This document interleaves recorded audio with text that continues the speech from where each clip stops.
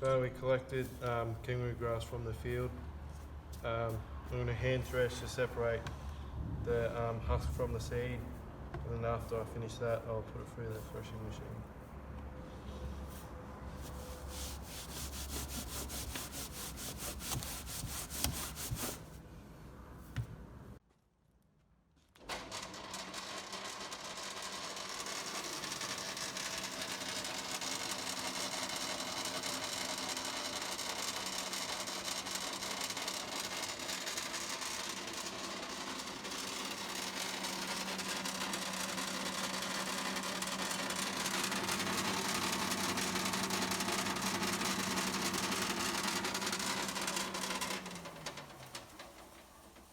So this is the cleaning process.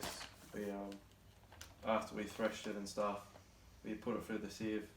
So on the top, once I turn it on, it shakes and it separates the seed from the trash.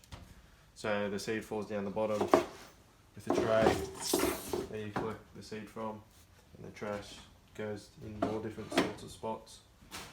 And yeah.